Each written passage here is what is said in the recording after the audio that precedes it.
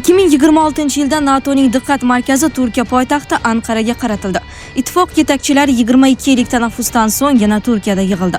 Sammitning eng muhim mavzusi shubhasiz Rossiya va Ukraina o'rtasidagi urush. Uchrashuvda Ukraina prezidenti Zelenskiy ham ishtirok etdi. Shu bilan birga AQSh prezidenti Tramp e'tiborini bir shaxsga qaratayotgani sezilardi. Rajab Tayyip Erdo'g'on. Chunki Turkiyaning NATO ichidagi ahamiyati tobora ortib borayotgan edi. Qora dengizdan Sharqiy O'rta Yer dengizigacha cho'zilgan strategik hududda Washington Anqaraga avvalgidan ancha muhim geosiyosiy nuqta sifatida qaray boshladi. Ayrim baholanishlarga ko'ra, mintaqada Rossiya ta'sirini cheklash imkoniyatiga ega bo'lgan eng muhim NATO davlatlaridan biri aynan Turkiya. Bu qarash tasodifiy emas. Turkiya NATO harbiy salohiyatining katta qismiga ega bo'lish bilan bir vaqtda Ukraina urushi davomida murakkab va ko'p qirrali siyosat yuritdi. Bir tomondan Anqara Ukrainaga harbiy yordam ko'rsatdi, boshqa tomondan esa Kreml bilan muloqot kanallarini ochiq saqlab qoldi. Shu bilan birga Montreal konvensiyasi orqali bo'g'ozlar ustidan nazoratni saqlab turgan Turkiya mintaqadagi haqiqiy muvozanat kimning qo'lida ekanini ham eslatib turdi. Sammitning ikkinchi kunida Erdo'g'on Ukraina ehtiyojlarini qondirish maqsadida milliy zaxiralar va tegishli dasturlar doirasida harbiy yordam ko'rsatishga tayyorligini bildirdi. Bir vaqtning o'zida u Rossiya bilan mavjud muloqot kanallaridan foydalanib, tinchlik jarayonini rag'batlantirish muhimligini ham ta'kidladi. Shuningdek, Erdo'g'on ehtimoliy muzokaralarda Zelenskiy, Putin va Tramp ishtirok etadigan format uchun vositachi bo'lishga tayyorligini yana bir bor ma'lum qildi. Washington bu imkoniyatning ahamiyatini yaxshi tushunardi. Aynan shu sababli sammit davomida Tramp kutilmagan muhim qadam tashladi. U Turkiyaga nisbatan ko'p yillar davomida amal qilib kelgan KATSA sanksiyalarini bekor qilish niyatini bildirdi.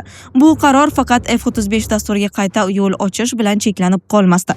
U Qora dengizda Rossiyaga qarshi shakllanayotgan strategik muvozanatni ham kuchaytirishi mumkin edi. Bu yerda muhim savol tug'iladi. Turkiyaga nisbatan sanksiyalarni bekor qilish qanday qilib Rossiyaga qarshi qo'shimcha to'siqqa aylanishi mumkin? Buning javobi Qrim bilan bog'liq. 2014-yilda Qrim aneksiya qilinganidan keyin Rossiya yarim orolni katta harbiy qal'aga aylantirishga kirishdi. Bu yerga S-turist havo mudofaa tizimlari, Bastion sohil raketa majmualari va radioelektron kurash vositalari joylashtirildi.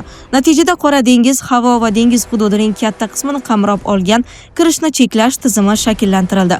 Ushbu tizim ko'p yillar davomida NATO harakat erkinligini jiddiy darajada cheklab keldi. Biroq 5-avlod samolyoti hisoblangan F-35 mutlaqo boshqa imkoniyatlarga ega. U past radiolokatsion ko'rinish xususiyatlari tufayli bunday mudofaa tizimlariga yaqinlashish va ular ichida harakat qilish imkoniyatiga ega deb qaraladi. Shu nuqtai nazardan qaraganda Turkiya qurollanishida paydo bo'lishi mumkin bo'lgan F-35 samolyotlari Qrimdagi Rossiya havo mudofaa tizimi uchun yangi chaqiriq sifatida ko'riladi. Ayrim harbiy baholashlarda ular Qora dengizdagi Rossiya harbiy dengiz kuchlariga qarshi ham qo'shimcha bosim omili bo'lishi mumkinligi qayd etiladi. Moskva uchun eng qiziq jihati shundaki, bu vaziyat ma'lum ma'noda uning o'zi yaratgan oqibatlarga o'xshaydi. Bir necha yil avval Rossiya Turkiyaga S-turist tizimlarini sotish orqali muhim diplomatik yutuqqa erishgan edi. Bu kelishuv ortida AQSh sanksiyalari joriy etildi va Turkiyaga 100 dan ortiq F-35 samolyotlarini yetkazib berish dasturi to'xtatildi. Kreml nuqtai nazaridan bu NATOning ikkinchi eng yirik armiyasini alyansning eng zamonaviy samolyotlaridan mahrum qilishga teng strategik yutuq edi. Endi esa Trampning qarori bu hisob-kitoblarni o'zgartirishi mumkin bo'lgan omilga aylanmoqda. Sammit davomida Tramp Erdo'g'onni kuchli yetakchi sifatida ta'riflar ekan. Gap faqat F-35 haqida emasligi ham ko'rina boshladi. Masalan, F-110 turidagi amerikalik ishlab chiqaruvchilarning aviatsiya dvigatellari ham muhim ahamiyat kasb etadi. Bu dvigatel Turkiyaning mavjud F-16 floti uchun ham kelajakdagi milliy 5-avlod qiruvchisi hisoblangan Kan loyihasi uchun muhim hisoblanadi. Hozirgi bosqichda Kan dasturining dastlabki seriyalari aynan shu dvigatellarga tayanadi. Shu sababli sanksiyalarning yumshatilishi Turkiya harbiy aviatsiyasini ikki yo'nalishda bir vaqtning o'zida kuchaytirishi mumkin. Bir tomondan tayyor va yuqori texnologiyali F-35 imkoniyati, ikkinchi tomondan esa milliy harbiy aviatsiya dasturini tezlashtirish imkoni. Albatta, hali Kongress tasdig'i S-turist tizimlarining kelajagi va boshqa siyosiy to'siqlar saqlanib turibdi. Biroq bu qarorlarning ortida yanada muhim savol mavjud. Nega Washington aynan hozir bu sanksiyalarni qayta ko'rib chiqishga qaror qildi? Bu savolga javob berish uchun Turkiyaning geografik ahamiyatini tushunish kerak. Rossiya uchun asrlar davomida o'zgarmay kelayotgan strategik maqsadlardan biri muzlamaydigan dengizlarga chiqish bo'lgan. Rossiya imperiyasi ham keyinchalik boshqa davlat shakllari ham ochiq okeanlarga chiqish va erkin dengiz savdo yo'llarini ta'minlashga intilib kelgan. Shu maqsadga erishishda Qora dengiz hal qiluvchi ahamiyatga ega bo'lgan. Biroq Qora dengiz amalda yopiq havza hisoblanadi. Uning Jahon okeaniga chiqish yo'li faqat ikki bo'g'oz, Bosfor va Dardanel orqali amalga oshadi. Bu ikki strategik yo'lak ustidan nazorat esa asrlar davomida Turkiya qo'lida bo'lib kelgan. Boshqacha aytganda, Rossiyaning Qora dengiz floti O'rta Yer dengiziga va keyin Jahon okeaniga chiqishi uchun Turkiya nazoratidagi bo'g'ozlardan o'tishga majbur. Aynan shu voqelik Kremlning Turkiyaga nisbatan munosabatida ehtiyotkorlikni saqlab keladi. Chunki geosiyosiy nuqtai nazardan qaraganda Rossiyaning eng muhim strategik orzularidan biriga olib chiquvchi eshik kaliti aynan Turkiya qo'lida turibdi.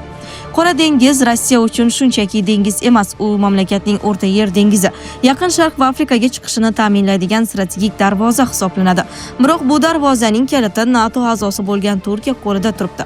Bu holat Rossiyani muayyan darajada Turkiyaga bog'liq qilib qo'yadigan geosiyosiy voqelikdir. Turkiya qo'lidagi ushbu geografik ustunlik xalqaro huquq bilan ham mustahkamlangan. Bu Montreal bo'g'ozlar konvensiyasidir. Konvensiya Bosfor va Dardanel bo'g'ozlari ustidan nazoratni to'liq Turkiyaga beradi. Qaysi kema o'tishi mumkinligi va qaysi biriga ruxsat berilmasligi bo'yicha hal qiluvchi qaror Anqara qo'lida. Montreal konvensiyasining eng muhim qismi esa tinchlik va urush holati o'rtasidagi huquqiy farqda namoyon bo'ladi. Tinchlik davrida savdo kemalari uchun bo'g'ozlar ochiq bo'ladi. Biroq urush boshlanganida Turkiya Qora dengizga kirmaydigan davlatlarning harbiy kemalari harakatini cheklash yoki butunlay to'xtatish huquqiga ega bo'ladi. Bu holat hayot sifatiga ta'sir qilyaptimi? Oilaviy hayotda zaiflik, stress va ishonchsizlik olib kelyaptimi? Vulkan erkak kuchi va ishonchining yangilangan manbai.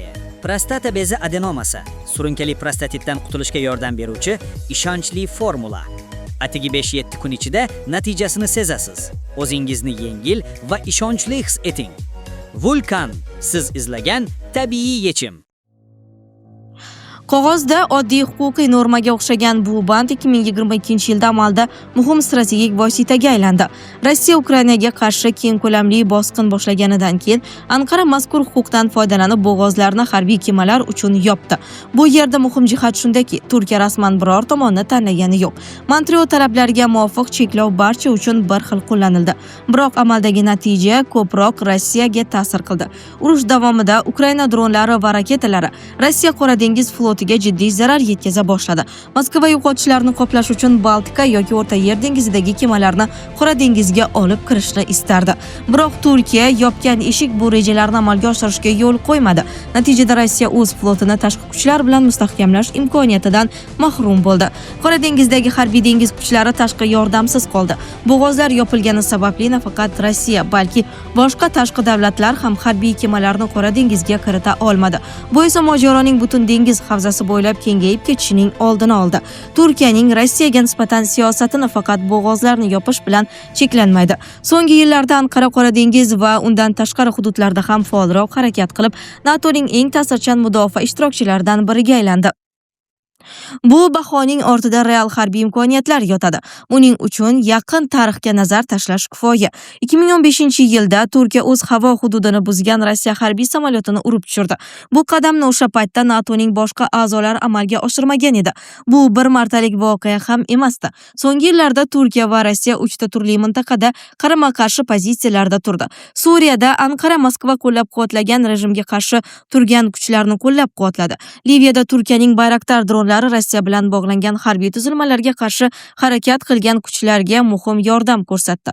2020-yilgi Qorabog' urushida esa turk dronlari Ozarbayjonga Rossiyaning yaqin ittifoqchisi hisoblangan Armaniston ustidan sezilarli ustunlik berishda muhim rol o'ynadi. Shu tariqa Rossiya ta'siri kuchli bo'lgan ko'plab maydonlarda Turkiya va uning harbiy texnologiyalari ham ishtirok etdi.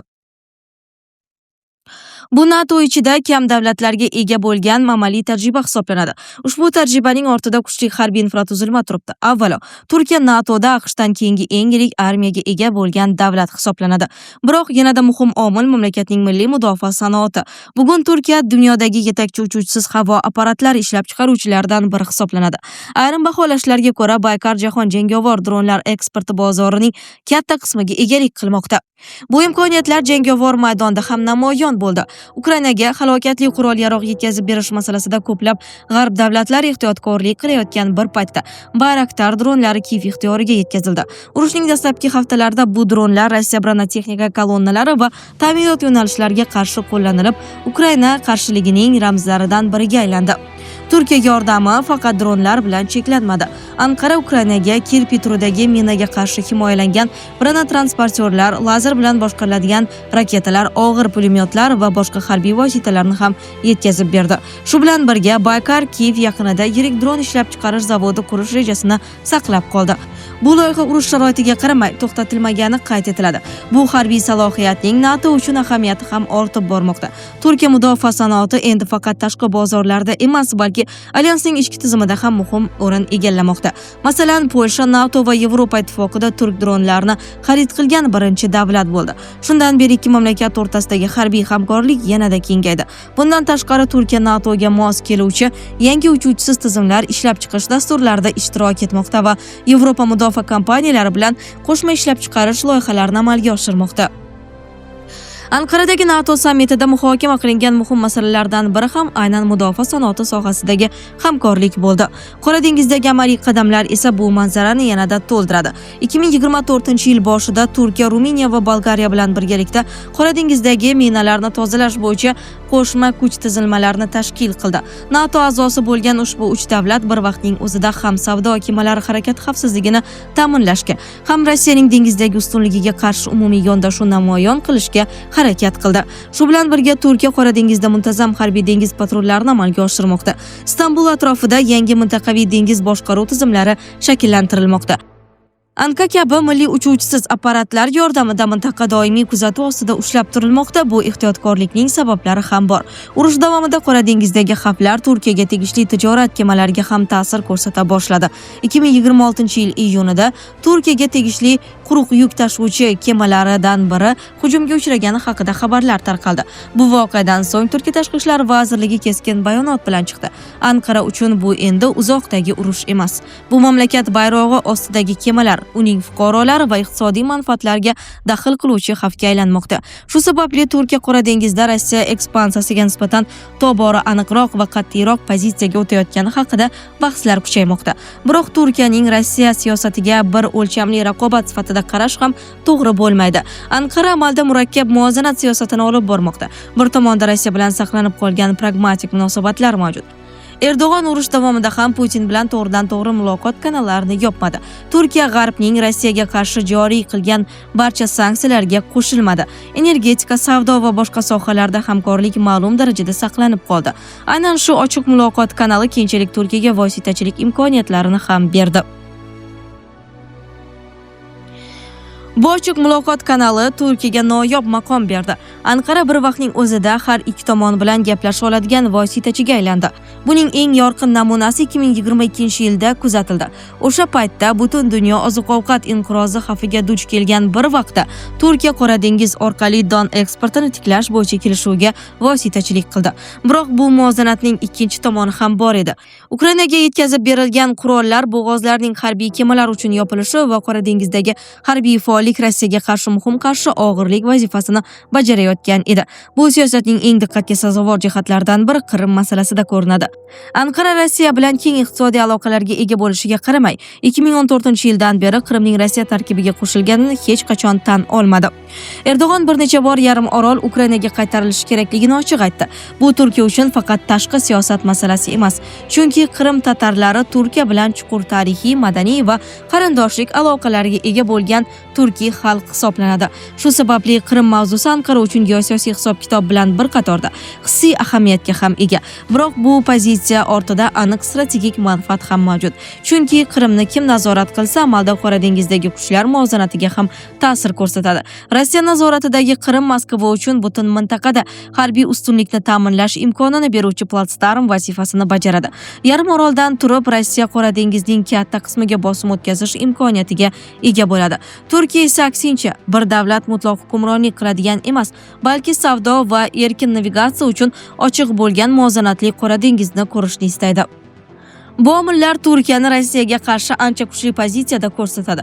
Biroq manzaraning faqat shu tomoniga qarash ham to'liq tasavvur bermaydi. Chunki Turkiyaning Rossiyaga qarshi harakatlarini cheklab turgan jiddiy omillar ham mavjud. Ularning eng muhimi energetika. Turkiya tabiiy gaz ehtiyojining taxminan 40-45% Rossiyadan oladi.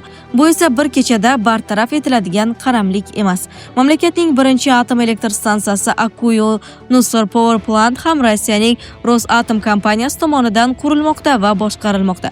Energetikadan tashqari iqtisodiy bog'liqlik ham katta ahamiyatga ega. Urushdan keyingi yillarda ikki davlat o'rtasidagi savdo hajmi rekord darajalarga chiqdi. Turkiya Xitoydan keyin Rossiyaning eng yirik savdo hamkorlaridan biriga aylandi. Har yili millionlab rossiyalik sayyohlar Turkiyaga tashrif buyuradi. Shuningdek, urush boshlanganidan keyin ko'plab Rossiya fuqarolari ham Turkiyaga ko'chib o'tdi. Natijada Turkiya bir tomondan Rossiyaga harbiy siyosiy qarshi og'irlik vazifasini bajarayotgan bo'lsa, ikkinchi tomondan uning iqtisodiyoti bilan chuqur bog'langan holda qolmoqda. Bu esa Moskva uchun qo'lda saqlanib turgan muhim ta'sir vositasidir. Bu vositaning amalda qo'llanilishiga misol ham bor. 2015-yilda Turkiya Rossiya harbiy samolyotini urib tushirganidan keyin Moskva juda tez va keskin javob qaytargan edi. Rossiya Turkiya qishloq xo'jaligi mahsulotlariga embargo joriy qildi. Sayyohlik oqimini keskin qisqartirdi. Iqtisodiy bosimni siyosiy qurol sifatida ishlatdi. O'sha voqealar har qanday to'g'ridan-to'g'ri qarama-qarshilik Turkiya uchun iqtisodiy xarajatlar keltirib chiqarishi mumkinligini ko'rsatib bergan edi. Shu bilan birga so'nggi yillarda muvozanatning asta-sekin Turkiya foydasiga o'zgarayotganini ko'rsatuvchi belgilar ham ko'paymoqda. Anqara Rossiyaga energetik qaramlikni qisqartirishga harakat qilmoqda. Ikkinchi atom elektr stansiyasi loyihasi uchun Rossiya o'rniga AQSh va Janubiy Koreya kompaniyalari bilan muzokaralar olib bormoqda. Suyultirilgan tabiiy gaz importi ham turli manbalar hisobiga diversifikatsiya qilinmoqda. Bu o'zgarishlar va Anqarada Tramp tomonidan tashlangan qadam birgalikda qaralganda bosim ostida qolishi mumkin bo'lgan tomon aslida Rossiya ekani haqidagi bahslarni kuchaytiradi. Bu yerda katta geosiyosiy manzara namoyon bo'ladi. Qora dengizda Rossiyaning asosiy tayanch nuqtasi Qrim. Ukraina deyarli har kuni Qrimdagi harbiy obyektlarga va Qora dengiz floti infratuzilmasiga zarbalar berishga harakat qilmoqda. Harbiy bazalar nishonga olinmoqda. Havo mudofaa tizimlari bosim ostida qolmoqda. Flot esa tobora ko'proq portlarga cheklanib bormoqda. Bu holat Rossiyaning mintaqadagi ta'sirini asta-sekin susaytirmoqda. Kreml uchun eng xavotirli ssenariy esa ushbu bosimga yana bir front qo'shilishi hisoblanadi. Agar Rossiya bir vaqtning o'zida Ukraina zarbalariga qarshi kurashish bilan birga Turkiya yetakchiligidagi kuchaygan NATO pozitsiyasiga ham duch kelsa, vaziyat ancha murakkablashadi. Sizlarga yetkazmoqchi bo'lganlarimiz shulardan iborat edi. Dunyo yangiliklaridan uzoqlashmang.